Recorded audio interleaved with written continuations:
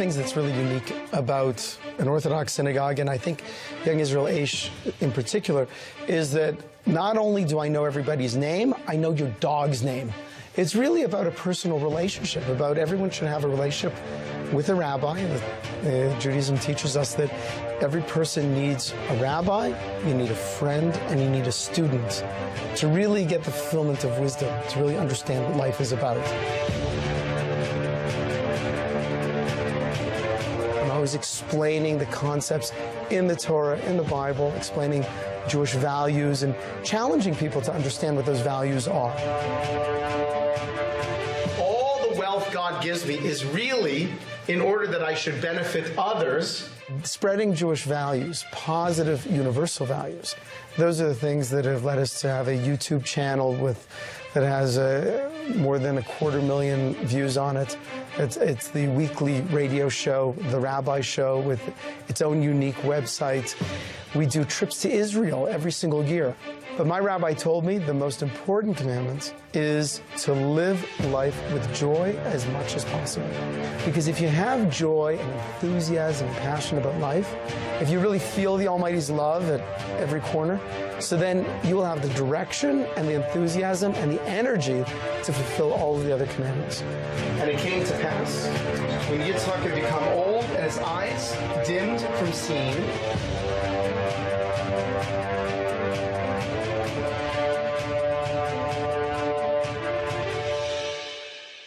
everybody has something they want. When you step into the world of Young Israel Aish, and you are welcomed by the right kind of community for you, so then all of a sudden you have support. You have support in terms of your personal growth, your spiritual growth. You have people you can share the good times with in your life, and people who you can share the difficult times in your life. And the result that we've seen over and over again is the people who become part of our community, they just have a much greater sense of life fulfillment. They have a sense of friendship, of connection with community, of connection with others.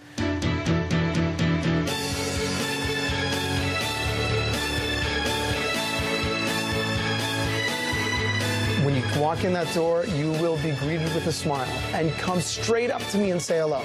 You don't have to be bashful or shy. No one else around here is. You just walk up, say hello, introduce yourself to me.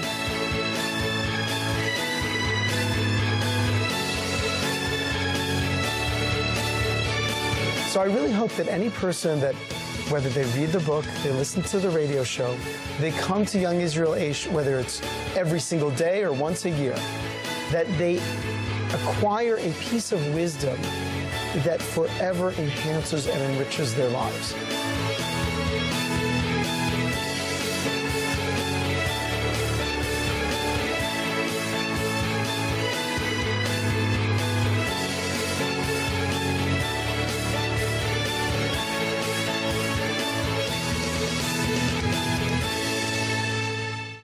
Do you know someone who needs to live a more joyful, happier life?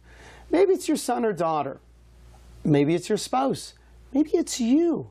Maybe you're the one who needs to live a more joyful life. Imagine walking through your day and greeting everyone with a brighter smile. Imagine how people will respond to you when they pick up, hey, you're a happy guy. People like to be around happy people. And happier people make the world a much better place. I want to recommend to you that you read Life is Great, Revealing the 7 Secrets to a More Joyful You. It will give you all the tools you need in order to live the happiest, most joyful life you possibly can. One of the most dynamic and wonderful people that I know is Rabbi Wyne, and it's so easy to support him in all of his programs, at his shul, at his rabbi show, and I'm actually really excited about the television show because I kind of have a conflict with the rabbi show and I have to run it on YouTube or whatever. He's such a dynamic teacher. He can appeal to all levels and all levels of learning, all levels, walks of life, men, women, and I'm just really excited about being able to actually see his face on TV. If you would like to join me in supporting the Rabbi's new show, you can go to therabbishow.com and make any kind of a contribution. Everything is welcome, and God will bless you for it. Welcome back to Life is Great. And right now we're doing a segment which we like to call the Rabbi's Inbox. I want to encourage you to please communicate with me. Send me your questions and let me know what you think about our program. You can catch me on rabbi@therabbishow.com. And I receive emails every single day. I just want to share with you a few of them that pertain to the topic that we're discussing today. So, of course, in a few moments, we're going to have Yom Kippur. And I received this next email. It says, "My father was very abusive to my mother and I.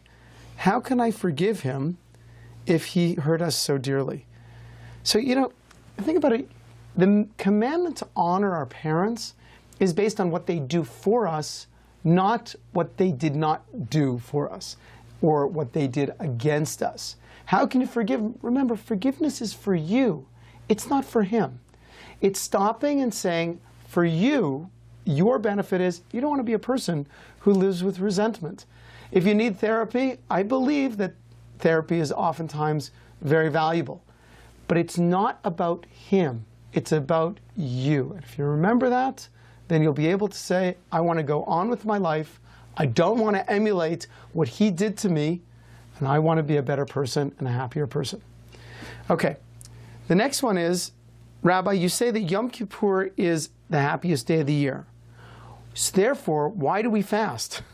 It's such a great question. Because fasting is a horrible thing. I don't know about you, but I'm a little bit of a wimp. As a matter of fact, fasting, and this is not a half-day fast, this is a 25-hour fast. No eating and drinking, no nothing. So I will tell you on a personal level, fasting reminds me how frail I am. I can go about my whole day, my week. I can say, hey, I'm strong, I'm confident, I'm energetic. That's because I'm drinking my coffee, and I got my chocolate, I got my... You know what? Pull that stuff away for a short time, and you realize how dependent we are on God. So the fasting actually helps us, in a certain sense, be frail, be weak, and then we cry out to the Almighty in a better way. There's a great story told about a man a rabbi who was soliciting funds for a poor orphanage. So he goes to the wealthiest fellow in the town on the coldest winter day, knocks on the door. Mr. Schwartz comes to the door. He says, "Oh, Mr. Schwartz, great to see you. Please come over here." Grabs Mr. Schwartz, takes him out in the snowy winter day. And he says, "How's the family? How's the business? How's your wife? Your kids went away to school." And they're chatting up a storm. And poor Mr. Schwartz is freezing. He's shaking, he's shaking, he's shaking. Finally, he says, "Rabbi, what's the point? How can I help you?" He goes, "I'm collecting money for the orphanage. This month, we could not pay our heating bill. Can you help?" "Yes, of course, whatever you need, whatever you need." Obviously, the reason is the rabbi pulled Mr. Schwartz out into the cold so he could feel the cold himself, and he'd be more willing to help. In a certain sense, on Yom Kippur, a day of reconciliation, if we feel that life isn't perfect, if we're hungry and we're a little weak, we're a little tired, so then we'll be more apt to turning to those we need to and say, "I'm sorry, please forgive me." That's really what we want to get to. All right. The next question is, on Yom Kippur, there are many restrictions. What are some of the restrictions and how can they help us? All right, so we know that there's a positive commandment on Yom Kippur, the Day of Atonement, to afflict oneself. So the way we afflict ourselves is by not eating or drinking, not having marital relations, not washing. That means no showering, no washing our hands, no anointing, no putting on the creams, right? And not wearing leather shoes. Now these 5 things, in a certain sense, they pull us out of this world. You'll notice that if you go to shul on Yom Kippur, everyone's dressed in white.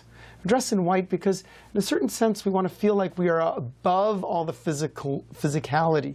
See, the physical world is a beautiful thing, but it's also so dynamic, it's almost seductive sometimes. And so we're taking a day saying, hey, listen, I don't need to eat or drink. I don't need to, I'm not intimate with my spouse. I'm not going to anoint myself or wash. I'm going to focus on prayer and study and focus on fixing up my relationships with other people, fixing up my relationships with God, and yes, even fixing up my relationship with myself. And if I do that, I will have a successful Day of Atonement, and that will lead to a great deal of happiness. I want to thank you so much for being with me today. I want to give you a blessing that you should always feel that life is great. And please communicate. Let me know what you thought of the program.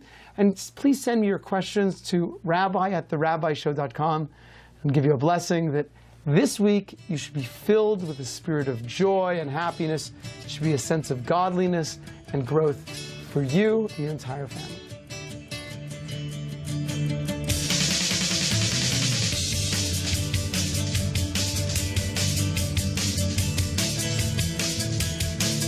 Why do I give charity? I guess the simplest answer is that God tells us to. But for me, I have a second reason, which is a little bit more personal. I'm the son of a Holocaust survivor. My father and his family made it through the war from Poland. Now I have the opportunity to support the Life is Great television show with Rabbi Wyne. I go to therabbishow.com every month and I donate money, and hopefully you will too. Thank you. Want more wine? Turn your radio to AM 720 KBWN or go online to therabbishow.com to hear The Rabbi Show starting right after the news at 9 a.m.